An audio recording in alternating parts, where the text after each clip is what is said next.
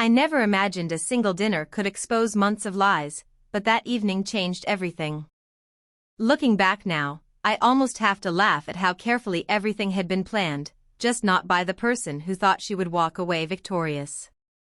My name is Sophie, and 6 months after marrying my husband, Ryan, I found myself constantly competing with someone who insisted she wasn't competing with me at all. Her name was Olivia. She and Ryan had grown up together in the same neighborhood, attended the same schools, celebrated birthdays together, and collected enough childhood memories to fill an album. She loved reminding everyone of that fact. At first, I genuinely tried to welcome her into my life. I believed childhood friendships deserved respect, and I never wanted to become the insecure wife who demanded her husband abandon old friends. Unfortunately, Olivia wasn't interested in friendship. She was interested in reminding everyone that she had been there first. Every family gathering became another performance. She would casually mention how Ryan used to call her whenever he needed advice, how she knew his favorite homemade desserts, or how she'd been there when he broke his arm at 12. Every story ended with people smiling nostalgically while I sat there pretending those comparisons didn't sting. Ryan never encouraged her behavior, but for a while he underestimated how calculated it really was. He believed she was simply overly attached to the past. I wanted to believe that too. Then the little incidents started piling up. She would text Ryan late at night over ridiculous excuses, asking whether thunderstorms scared him as much as they used to or claiming she couldn't sleep because her apartment felt lonely. She conveniently cropped their conversations before showing relatives screenshots that made it appear Ryan was constantly checking on her, while leaving out the dozens of messages she'd sent first. Whenever I entered a room where she was talking with someone, the conversation would suddenly stop, followed by awkward smiles that made it seem as though I'd interrupted something important. She somehow always wore colors similar to mine during family events and then joked about how funny it was that we kept matching, even though I knew she had seen my outfit beforehand. For months I kept swallowing every insult because I refused to become the jealous wife everyone expected me to be. Ryan noticed I was quieter after gatherings, but I insisted I was fine. Deep down I kept wondering if perhaps I really was overreacting. Maybe she was simply dramatic. Maybe I needed thicker skin. Everything changed during Ryan's parents' anniversary dinner. His mother, Margaret, had invited the entire family to their estate for an elegant evening. Long crystal chandeliers hung above the dining room, expensive flowers decorated every table, and soft classical music floated through the house. What Olivia didn't know was that Margaret had recently upgraded the home's security system after several burglaries in the neighborhood. Cameras now covered nearly every angle of the downstairs rooms. I didn't even think about them when we arrived. Neither, apparently, did Olivia. Dinner had barely begun when she picked up her wine glass. I was standing several feet away, reaching for my chair, when suddenly she tilted the glass toward herself. Dark red wine splashed all over the front of her pale cream dress. She gasped dramatically and clutched her chest as if someone had attacked her. Every conversation stopped instantly. She stared straight at me with wide, wounded eyes. "Sophie," she whispered shakily, "I know you don't like me, but you didn't have to humiliate me in front of everyone." Several relatives looked toward me in surprise. One aunt even frowned. I stood completely frozen because I hadn't touched her. My hand was still resting on the chair exactly where it had been seconds earlier. Before I could defend myself, Ryan calmly set down his fork and looked directly at Olivia. His expression wasn't angry. It was tired. "Olivia," he said evenly, "if you're going to accuse my wife of something, next time make sure you're not standing in a room covered by 6 security cameras while my mother is holding the remote." Silence swallowed the room. Olivia blinked several times, clearly not expecting that response. Across the table, Margaret slowly lifted a small black remote control with an almost amused smile. "Would you like us to watch camera 1?" she asked sweetly. "Or perhaps camera 4? Personally, I think the chandelier angle has the best view." Even Ryan's younger sister, Emma, leaned forward with a grin. Definitely the chandelier angle, she said. It catches hand movements perfectly. Ryan's father didn't even look up from his soup. I thought I came for dinner, he muttered. Turns out I bought tickets to a live documentary. Olivia's confident expression disappeared. She tried forcing a laugh. I simply lost my balance. Ryan remained beside me, resting one reassuring hand on the back of my chair. No, he answered quietly. You were standing perfectly still. The cameras saw everything. Margaret pressed a single button. The enormous television above the fireplace lit up instantly. Every guest turned toward the screen. The footage showed exactly what had happened. There I was walking past without touching Olivia. Then the recording captured Olivia glancing around the room, checking where everyone stood, carefully tilting her own wrist, and pouring the wine directly down the front of her dress. Every movement appeared in crystal clear detail. Nobody spoke. Then someone at the far end of the table tried, and failed, to hide a laugh. The entire performance had lasted less than 3 seconds, yet watching it unfold from above made it painfully obvious that every drop of wine had been deliberate. Ryan never looked away from the screen. Neither did I. For the first time in months, I realized I wasn't going to have to defend myself alone. The silence that followed felt heavier than the crystal chandelier hanging above us. Olivia stared at the television as though refusing to believe what everyone else had just witnessed. Her lips parted slightly, but no explanation came. Ryan's mother calmly lowered the remote onto the table and folded her hands as if replaying attempted fraud during dinner was perfectly ordinary. Well, she said pleasantly, that certainly answers one question. Emma couldn't hold back a quiet laugh. Honestly, the replay is even better in slow motion. Before Olivia could object, Emma picked up another remote and rewound the footage. This time every tiny movement became impossible to deny. We watched Olivia glance toward Ryan, check where I was standing, subtly rotate her wrist, and let the wine cascade over herself with practiced precision. Someone farther down the table coughed into a napkin to hide their laughter, while Ryan's father adjusted his glasses with complete seriousness. Remarkable technique, he observed. She almost had me convinced. Olivia's face flushed deep red. You're all making this look worse than it was, she whispered. I was nervous. I lost control of my hand. Margaret raised an eyebrow. Interesting. Your balance failed, yet your wrist remained impressively coordinated. A few relatives chuckled. For months those same people had quietly accepted Olivia's stories without questioning them. Tonight, for the first time, they were seeing the difference between emotion and evidence. I remained silent, watching her desperately search the room for someone willing to defend her. Nobody moved. Ryan stayed beside me without making a dramatic show of it. His hand still rested lightly behind my chair, steady and reassuring. That simple gesture meant more than any speech could have. Olivia noticed it too. Her expression hardened for a split second before she quickly replaced it with wounded innocence. Ryan, she said softly, are you really going to embarrass me over one misunderstanding? He looked at her with genuine disappointment rather than anger. We've already talked about this, he replied. Facts matter. Something about those words made her freeze. It was obvious this wasn't their first private conversation. Ryan had seen pieces of this behavior before, and suddenly I realized he hadn't ignored them, he had been quietly paying attention. Margaret leaned back comfortably in her chair. Dear, I would invite you to sit down, but I'm afraid the chair might become another witness. Even Ryan's father smiled into his glass. Olivia swallowed hard before trying another approach. I just feel unwelcome, she said. I've been part of this family since childhood. I only came because Margaret invited me.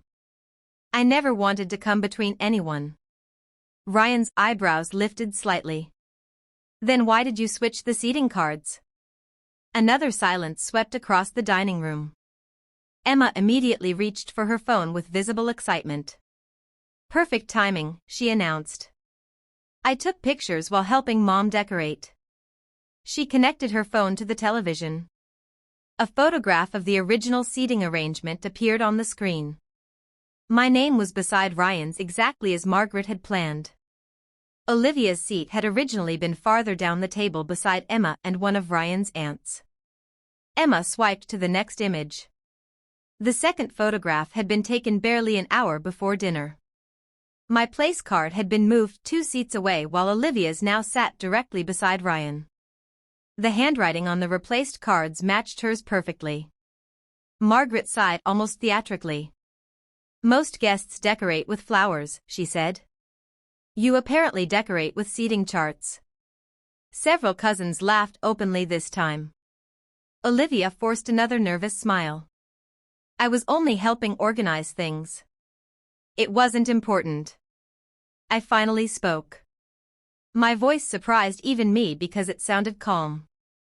If it wasn't important, why change it? She couldn't answer. Ryan folded his arms. Growing up together doesn't entitle you to rearrange my marriage. Those words seemed to hit harder than anything else that evening. Olivia stared at him in disbelief. You've changed since you married Sophie. Of course I have, Ryan answered without hesitation. That's what marriage is supposed to do. Warmth spread through my chest. It wasn't simply because he defended me. It was because he spoke as though choosing his wife should never require justification. His mother lifted her sparkling water with a satisfied smile. Exactly. I raised a husband, not a public resource. His father nodded. Timeshares belong to vacation homes, not married men. Laughter rippled around the table again. Olivia's composure cracked. I can't believe everyone is attacking me. Ryan calmly corrected her. No. We're questioning your claims. There was an enormous difference. Olivia had always survived by turning accountability into victimhood. Whenever someone challenged her version of events, she insisted she was being bullied. Whenever someone established healthy boundaries, she claimed she was being excluded. Tonight, however, every accusation was being answered with proof instead of emotion. Desperate to regain control, she reached into her purse and pulled out her phone. Fine, she said. Since everyone loves evidence so much, maybe I should show everyone the messages your wife has been sending me. She opened a screenshot and held it toward the table. At the very bottom of the conversation appeared a single sentence from me: stay away from my husband. Several relatives looked toward me with uncertainty. Olivia sighed dramatically. I've stayed quiet for months because I wanted peace. Sophie keeps sending messages like this. Ryan didn't even glance at me. Instead, he asked one simple question. Is that the entire conversation? Olivia hesitated for barely a second. Emma immediately smiled. That hesitation answered everything. Without waiting for permission, she connected another device to the television. Olivia, she said cheerfully, you really shouldn't send edited screenshots to 4 cousins and accidentally include me in the group. The complete conversation appeared on the screen. Suddenly everyone could read the messages Olivia had carefully removed. She had written things like, I knew Ryan long before you ever did. If I wanted him back, you'd never stand a chance.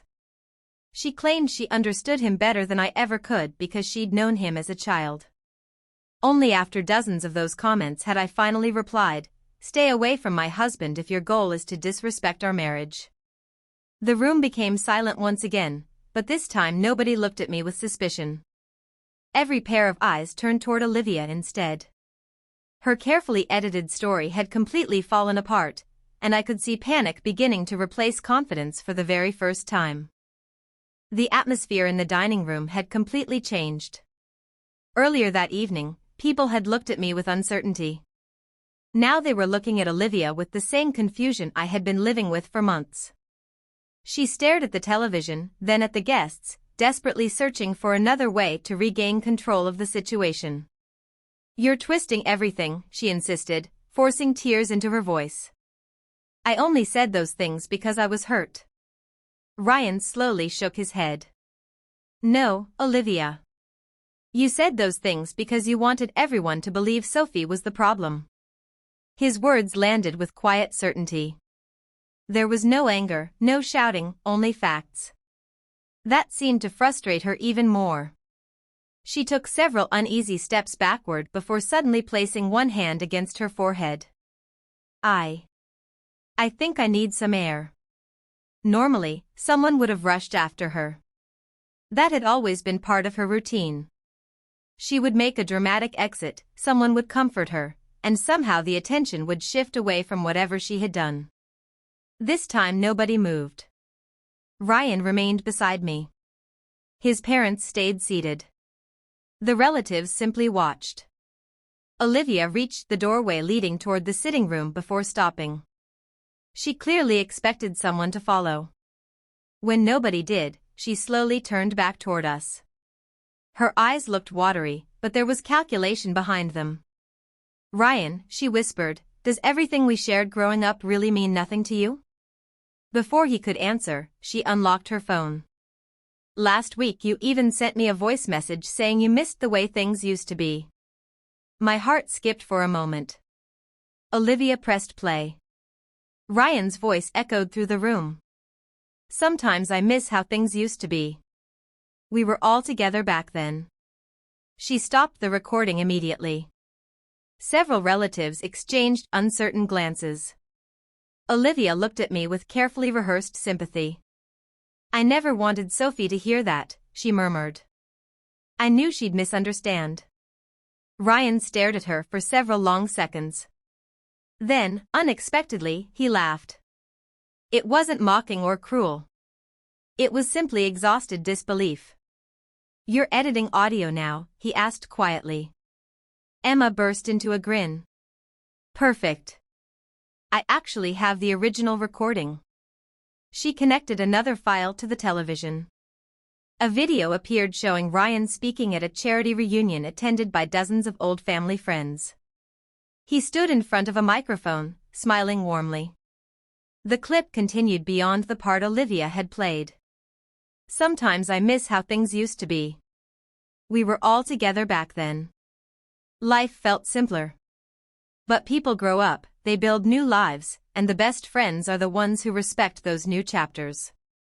For me, that chapter is Sophie. She's the life I chose, and I wouldn't change that for anything. The camera panned across the crowd. Olivia herself appeared several feet away, smiling while Ryan spoke those very words. Emma paused the video on that exact frame. Interesting editing choice, she said. Ryan's father folded his arms.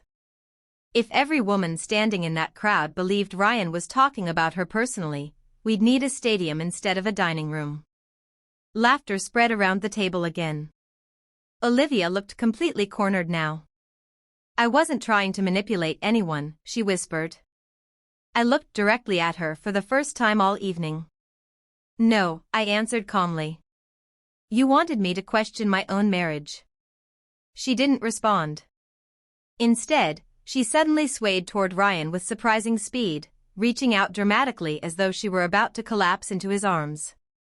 Ryan stepped sideways without hesitation. Olivia missed him entirely and landed awkwardly across one end of the sitting room sofa. At the exact same moment, Ryan's father calmly rescued the dessert tray from the nearby table before it could be knocked over. Priorities, he announced with complete seriousness. Even I couldn't stop myself from laughing. Ryan looked down at Olivia. You somehow managed to fall toward me from nearly 6 feet away, he observed. That's impressive. She clutched her ankle dramatically. I twisted it.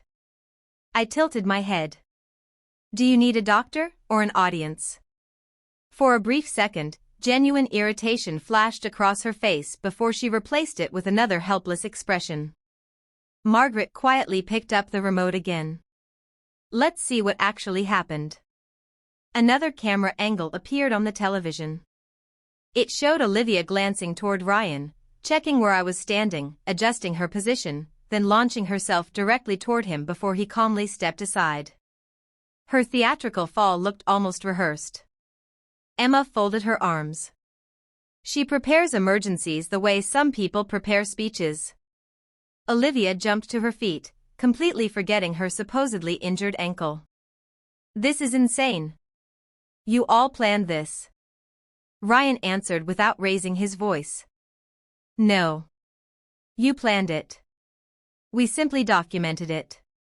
His mother finally stood. She walked toward Olivia with remarkable composure. I've known you since you were 10 years old, Margaret said quietly. I always hoped you'd mature. Instead, you've spent months trying to undermine my daughter-in-law. Olivia's expression crumbled. I love this family. If that were true, Margaret replied, you wouldn't spend so much time trying to damage it. Emma suddenly connected her laptop to the television once again. Speaking of patterns, she said cheerfully, I've been keeping notes. A slideshow appeared on the screen under the title, Olivia's Greatest Performances. Even Ryan blinked in surprise. The first slide showed photographs of Olivia pretending to cry at different family gatherings while no actual tears appeared. The next displayed multiple altered seating arrangements from previous events. Another contained screenshots of cropped text conversations beside the complete versions. Then came edited voice recordings, dramatic injuries, emotional midnight phone calls, and dozens of messages she'd secretly sent to relatives suggesting I was trying to separate her from the family. Every example was dated. Every claim included proof. I stared at Ryan. You knew? He gave me an apologetic look. Not everything at first. But once I realized this wasn't random, I started saving evidence instead of arguing. My chest tightened. He hadn't ignored what I was experiencing. He had been patiently gathering facts because he knew accusations alone would never stop someone like Olivia. And now, with every new slide appearing on the screen, the illusion she had spent months creating was collapsing piece by piece in front of the entire family. By the time Emma reached the final slide, nobody in the room looked surprised anymore. They looked disappointed. Olivia stood perfectly still, her confident smile gone, her excuses running out. Every carefully planned scene she'd staged over the past several months had been laid out in front of everyone like chapters in a book she never expected anyone else to read. There were records of late-night calls she claimed were emergencies, screenshots of messages she'd sent to different relatives trying to convince them I wanted to isolate Ryan from his family, photographs showing how she'd repeatedly changed seating arrangements at family events, and even timestamps proving she'd often contacted Ryan only minutes before sending dramatic updates to everyone else. I slowly looked at my husband. How long have you been collecting all of this? He sighed quietly before answering. Long enough to realize that arguing with her would never solve anything. Every time someone challenged her, she changed the story. I knew the only way to stop it was to let the facts speak. Hearing those words filled me with relief I hadn't realized I needed. For months I had carried the exhausting feeling that I constantly needed to defend my place in his family. Ryan hadn't ignored my struggles. He had simply been waiting until the truth could no longer be questioned. Olivia finally found her voice again. So this is what you've all been doing, she demanded. Keeping files on me? That's cruel. Ryan met her eyes without hesitation. No. Cruel would have been letting Sophie continue facing this alone while you quietly damaged her reputation. This isn't revenge. It's accountability. His mother nodded in agreement. Exactly. You created every page in that presentation. Emma only organized them. Olivia's eyes suddenly locked onto mine. For the first time that evening, the sweetness disappeared completely. You think you've won because Ryan defended you tonight? She asked coldly. The room fell silent again. I knew him first, she continued. I know every dream he had as a child. I know what scared him, what made him laugh, everything about who he used to be. You'll never have that. Her words hit a place I'd tried to ignore for months. She had always used their shared history as a weapon, making me feel like I had married into someone else's story. Before I could answer, Ryan gently took my hand. His grip was steady, reassuring. "You knew a little boy who wanted to become a dinosaur hunter," he said calmly. "Sophie knows the man who built a career, pays his bills, folds laundry with me on Sunday mornings, and shows his wife every single day since our wedding." His father smiled. Personally, I still think dinosaurs sounded more exciting. Laughter softened the tension, but Ryan never looked away from Olivia. "You keep treating childhood memories like ownership papers," he continued. "They aren't. They're memories. They don't give anyone a place in my marriage." Something inside me finally relaxed. For months I'd allowed Olivia to make me believe I was competing with the past. Standing beside Ryan, I finally understood there had never been a competition. The past wasn't something that could replace the present. Emma's phone buzzed. She glanced at the screen before quietly connecting it to the television one last time. "Looks like there's one more thing everyone should see." New screenshots appeared. They were private messages Olivia had been sending to different relatives for months. "I think Ryan has changed because of Sophie. I miss the old version of him. Sometimes I feel like she's taking him away from people who truly love him. I hope his family still sees me as one of them." Every message was carefully written to make herself look heartbroken while subtly painting me as controlling. Ryan's aunt covered her mouth in disbelief. "You told me Sophie didn't want you at brunch." Olivia couldn't answer. Another aunt quietly turned toward me. "I'm sorry," she said sincerely. "I should have asked you before believing any of it." I smiled politely. "Thank you." That was enough. I didn't need dramatic apologies. The truth had already done its work. Just then one of the young waiters approached carrying several bowls of sauce for the next course. The moment Olivia saw him, her expression changed. Margaret noticed immediately. "Is something wrong?" she asked. The waiter hesitated before nervously clearing his throat. "I'm sorry, Mrs. Carter." He began quietly. "Miss Olivia asked me earlier if I'd be willing to accidentally spill one of these on Mrs. Sophie later tonight. She told me to say she had stepped in my way." The room became absolutely silent. Ryan slowly closed his eyes for a brief moment before looking back at Olivia.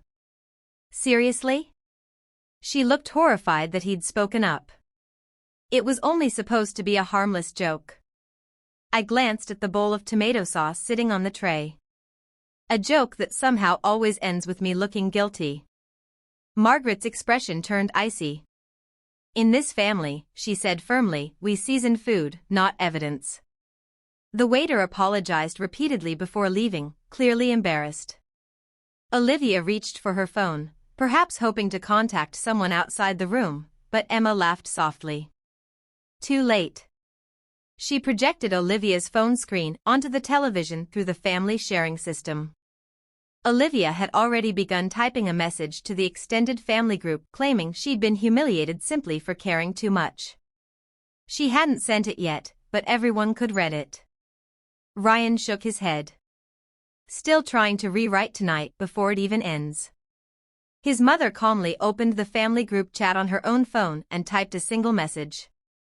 "Tonight's events have been reviewed using security footage. Sophie was never responsible for any accusations made against her. Any future claims should include evidence." She pressed send. Replies appeared almost immediately. Some relatives apologized to me. Others thanked Margaret for clearing everything up. One cousin jokingly asked whether the security cameras should become permanent guests at every family dinner. Even Ryan laughed quietly. Olivia looked around the room one final time. No one stepped toward her. No one begged her to stay. No one blamed me for refusing to forgive her immediately. Real tears finally appeared in her eyes, but by then they no longer mattered.